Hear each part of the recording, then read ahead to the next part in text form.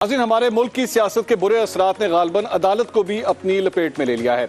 जिस तरह सियासी तकसीम की गहरी लकीर नजर आ रही है, उसी तरह मुल्क की सबसे बड़ी अदालत में भी वाज़ेह तकसीम दिखाई दे रही है। तहरीक इंसाफ हो या हुकूमत, दोनों 13 जनरल मेरा जनरल और 13 जज और मेरा जज के बाद अक़लियती फैसला अक्सरियती फैसला खेल रहे हैं। हुकूमत 3 रुकनी फुल बेंच के फैसले को अक़लियती फैसला करार दे रही थी, जबकि तहरीक इंसाफ इसे फुल बेंच का फैसला कह रही थी। इसी बहस मुबाहिसे के दौरान आज सुप्रीम कोर्ट के जस्टिस अतर मिनुल्लाह ने पंजाब और खैबर पख्तूनख्वा में इंतखाबात से मुतल्लिक खुद नोटिस केस में तफसीली नोट जारी कर दिया। 25 सफ़ात पर मुश्तमिल इस तफसीली नोट में जस्टिस अतर मिनुल्लाह ने कहा कि पंजाब और केपी इलेक्शन का खुद नोटिस 4/3 से मुस्तरद हुआ है, क्योंकि वो जस्टिस मंसूर अली शाह, जस्टिस याहिया अफरीदी और जस्टिस जमाल मंदोखेल की राय से मुत्तफिक हैं। उन्होंने कहा कि हाई कोर्ट और सुप्रीम कोर्ट के जजेस ने आइन के तहफ़्फ़ुज़ का एक जैसा ही हलफ उठा रखा है। आर्टिकल 184(3) में अपील का हक नहीं होता, इसलिए मुनासिब होता कि हाई कोर्ट को मामला सुनने दिया जाता। उन्होंने तहरीक इंसाफ की दरख्वास्त पर कार्रवाई शुरू करना कबल अज़ वक्त करार दे दिया। जस्टिस अतर मिनुल्लाह ने अपने ही चीफ जस्टिस के बारे में कहा कि सुप्रीम कोर्ट के वक़ार की बहाली और अवाम के एतमाद की जिम्मेदारी चीफ जस्टिस की बुनियादी जिम्मेदारी है। ये दोनों काम नहीं हो रहे। उन्होंने यह भी वाज़ेह किया कि उन्होंने समाज से मुआज़रत की, ना ही बेंच से अलग होने की कोई वजह थी। जस्टिस अतर मिनुल्लाह ने यह भी कहा कि सुप्रीम कोर्ट ने माजी से कोई सबक नहीं सीखा और एक सियासी तनाज़े पर खुद नोटिस लेकर सुप्रीम कोर्ट पर उंगली उठाने की दावत दी गई। जस्टिस अतर मिनुल्लाह ने 1 साल कबल सुप्रीम कोर्ट की तरफ से इमरान खान के खिलाफ अदम एतमाद पर खुद नोटिस लेने को भी गलत करार दे दिया। मोअज़्ज़ज़ जज ने अपने नोट में कहा कि सो मोटो की कार्रवाई शुरू करने से हाई कोर्ट में दरख्वास्तें दायर करने वाले साइलिन के हुकूक मुतासिर हुए और अगर फुल कोर्ट तश्कील दिया जाता तो इस सूरत हाल से बचा जा सकता था। जस्टिस अतर मिनुल्लाह ने अपने इस नोट में जहां अपनी राय का इज़हार किया, वहीं उन्होंने 5 सवाल भी उठाए। सवाल नंबर 1 की हिकमत अमली के तहत असेंबलियों की तहलील आइन की खिलाफ वर्जी नहीं। सवाल नंबर 2, क्या सुप्रीम कोर्ट को किसी सियासतदान की सियासी हिकमत अमली को तक़वियत देने के लिए अपना फोरम इस्तेमाल करने की इजाज़त देनी चाहिए या नहीं। सवाल नंबर 3, क्या अदालत को गैर जमहूरी रवायात की हौसला अफजाई करनी चाहिए। सवाल नंबर 4, क्या अदालत उस्मा को तहरीक इंसाफ की फोरम शॉपिंग का नोटिस नहीं लेना चाहिए था। सवाल नंबर 5, क्या गैर जमहूरी रवायात की हौसला अफजाई से अवाम का सुप्रीम कोर्ट पर एतमाद मजरूह नहीं होगा।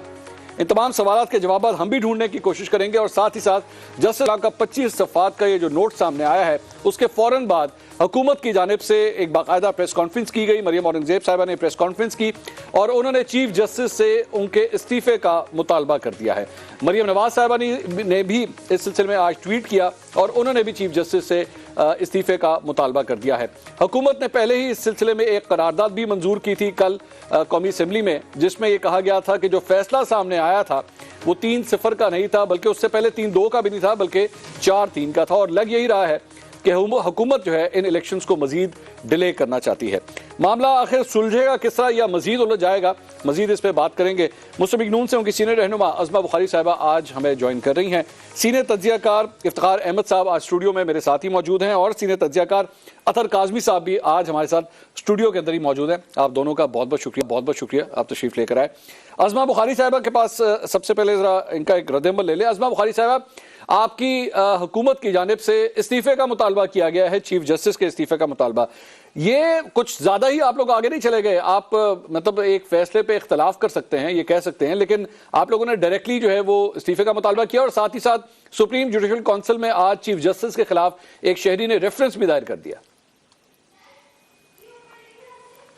बहुत शुक्रिया मंसूर। बात ना हमारी चॉइस की है और ना हमारे किसी ख्वाहिश की है।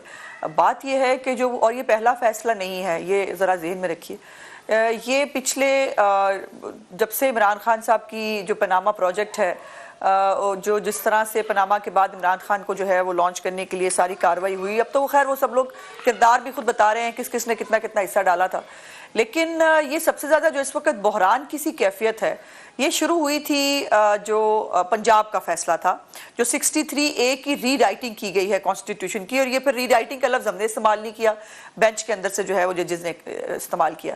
देखिए, बिल्कुल इख्तलाफ होता है, फैसलों से भी इख्तलाफ होता है, एक पार्टी के हाथ में होता है, एक के खिलाफ होता है, लेकिन यहाँ बात कुछ और हो रही है। और जजेस कराम जो है उन्होंने इंसाफ देना होता है मंसूर, वो इंसाफ की कुर्सी पे बैठते हैं और उनका जो एक परसेप्शन है इंसाफ के हवाले से या उनकी पर्सनैलिटी के हवाले से, वो अनडाउटेडली क्लियर होना चाहिए। अब प्रॉब्लम यह है कि बेंचेस के जो अंदर मौजूद जजेस हैं वो खुद कह रहे हैं, मंदोखेल साहब ने कहा कि मुझे भेजा ही नहीं गया फैसला, जो है वो सुनाने से पहले मुझे किसी ने फैसला जो है वो मैं इंतजार करता रहा चैम्बर में, मुझे किसी ने भेजा ही नहीं। अतर मिनल्ला साहब जो है उन्होंने आज कहा कि वो बेंच का हिस्सा थे, उन्होंने बेंच से जो है वो रिक्यूज नहीं किया था, लेकिन उनको जो है वो बेंच के अंदर शामिल नहीं किया गया। अपनी मर्जी के बेंच बनाना तो सुना था, लेकिन अपनी मर्जी के फैसले दिलाने के लिए जो है वो फैसले हासिल करने के लिए, फिर सियासी फैसले, सबसे इंपॉर्टेंट बात है सियासी फैसले, और वो सियासी फैसले एक ही जमात, एक ही बेंच बैठता है, वो एक ही जमात को बार बार रिलीफ देता है, वो उसके लिए उसको दोबारा कॉन्स्टिट्यूशन लिखना पड़े, उसको अपने जजों को डिच करना पड़े, उसको अपने जो है वो अपना हलफ लिया हुआ जो आइन से वफादारी का हलफ लिया हुआ है उसको जो है वो नजरअंदाज करना पड़े। तो जब ये हालात आ जाए फिर मजबूरी है ये कहने की कि बेहतर ये है कि फिर तमाम जजेस का नाम जो है वो कह रहे हैं, हुकूमत कह रही है, पार्लियामेंट कह रही है, इस मुल्क में सिर्फ अदलिया का एहतराम है, मुझे सिर्फ एक क्लैरिटी दे दीजिए, एक क्लैरिटी दे दीजिए, 10 तारीख को आप लोग पैसे दे रहे हैं कि नहीं दे रहे? सिंपल सी बात है इलेक्शन के लिए। जी मुझे नहीं मालूम इस पे हुकूमत ने अभी क्या जो है वो फैसला किया है, वो भी फैसला सामने आ जाएगा। और लेकिन ये है कि ये फैसला मानना ही नहीं जाएगा ना। मेरी गुजारिश आप मैं दोबारा करना चाहती हूँ, जब 4 जजेस जो है जो इस बेंच के अंदर शामिल थे, जब उन्होंने फैसला कर लिया, उन्होंने फैसला सुना दिया है कि ये 4 जो है 3 का फैसला है और ये रिजेक्ट हो गया, तो फिर काहे का फैसला और किसकी इंप्लीमेंटेशन और कौन से पैसे और कौन से मैं अभी दोबारा आता हूं, जरा डिटेल से इस पे बात करते हैं। मैं दोबारा आता हूं। ये अतर काजवी साहब, ये जो कुछ भी अज़मा साहिबा की गुफ्तगू आपने सुनी, बेंच के ऊपर मैनिपुलेशन का इल्जाम है कि अपनी मर्जी के फैसले निकालने के लिए जो है बेंच मैनिपुलेट होते हैं। और अब तो मतलब अतर मिनल्ला साहब का नोट आपने भी ये पढ़ा होगा, वो तो क्लियर कट ये बात कह रहे हैं कि मैंने अपने आप को रिक्यूज नहीं किया था, मैं बेंच से अलग नहीं हुआ था, लेकिन फिर भी मुझे अलग कर दिया गया क्योंकि मैं तो अपना फैसला भी दे चुका था, मैंने पहले ही इनिशियली दे दिया था। सर ये तो और भी बड़ा मसला नहीं खड़ा हो गया? देखें, अतर मिनल्ला साहब का शुमार उन जजेस में होता है जिनकी रेपुटेशन बड़ी अच्छी है, आज़ादी राय के हवाले से मामलात हों, शख्सी आज़ादियों के हवाले से मामलात हों। जो इस्लामाबाद हाई कोर्ट का किरदार रहा जब तक वो वहाँ पे थे, वो मिसाली था।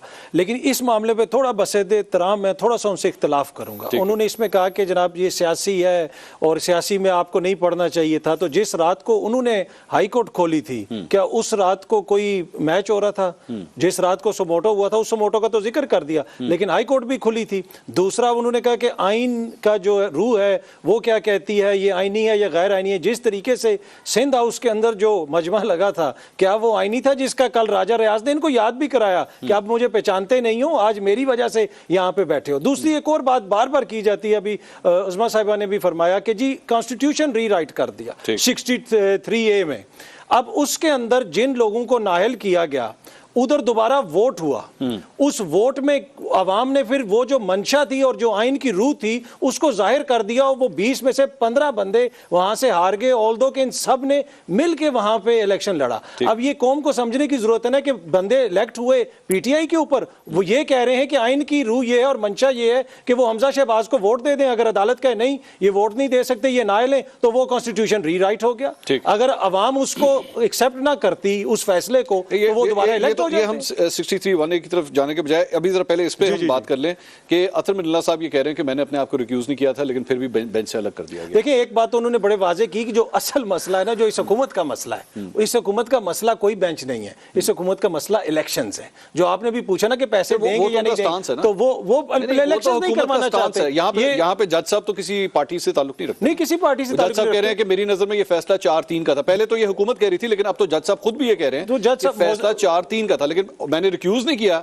मैंने अपना फैसला दे दिया कि जी मेरे ख्याल में सुओ मोटो बनता ही नहीं है, चल ही नहीं सकता, और मुझे बेंच से अलग कर दिया। देखो मनोअन हम उनका फैसला मानते हैं, उनका नोट है, बाकी जो चीफ जस्टिस साहब और दीगर जज साहिबान हैं उन्होंने भी कुछ लिखा है। इसके अलावा ये 9 मेंबर बेंच था ना, 2 बंदे पहले भी अलहदा हो गए थे, फिर उनकी भी राय ले लें, उनसे भी पूछ लें कि वो इसके हवाले से क्या कहते थे, फिर वो कहेंगे कि अब तो ये 6-4 का हो गया फैसला, तो इसी तरह तो ये चलता रहेगा। लेकिन बुनियादी चीज है कि अतर मिनुल्लाह साहब ने भी कहा कि आइन के अंदर लिखा हुआ है 90 रोज में इंतखाबात करवाने, और हाई कोर्ट में जो इस हवाले से मामला चल रहे हैं आप इलेक्शंस करवाएं। बाकी अगर सुप्रीम कोर्ट में कोई मसला है तो सियासतदानों के पास ये इख्तियार है, वो जरूर कानून साजी करें। इफ्तिखार साहब ये सारी ये जो आपने सूरत हाल सुनी है, अतर साहब भी ये कहते हैं कि जनाब वो भी 90 डेज की बात कर रहे हैं, उसमें से कौन सी बात है, लेकिन 120 दिन का फैसला हुआ है जी, फैसला वैसे 120 दिन का हुआ है। क्या मतलब 120 दिन? असेंबली टूटने के बाद इलेक्शन की जो डेट आई है वो 120 डेज की है। ठीक है, ठीक नहीं, लेकिन आप सवाल करें। मैं ये सवाल ये कर रहा था कि ये जो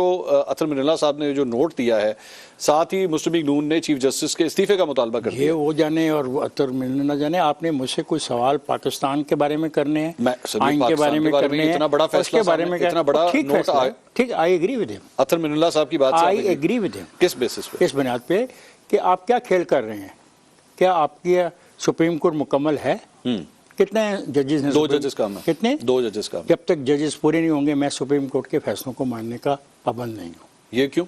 इसलिए जब ये कहा जाता है कि चीफ मिनिस्टर नहीं फैसला कर सकता जब तक उसके पास कैबिनेट ना हो, उसी तरीके से चीफ जस्टिस तभी मुकम्मल होगा जब सुप्रीम कोर्ट मुकम्मल हो।